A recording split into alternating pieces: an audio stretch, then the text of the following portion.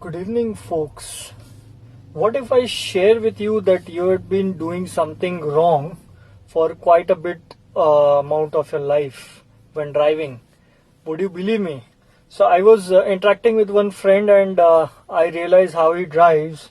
When changing gears or when slowing down, he would press the clutch first and then the brake.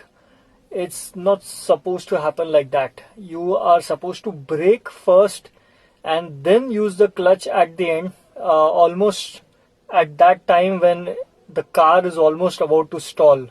So if you've been doing this already, very good.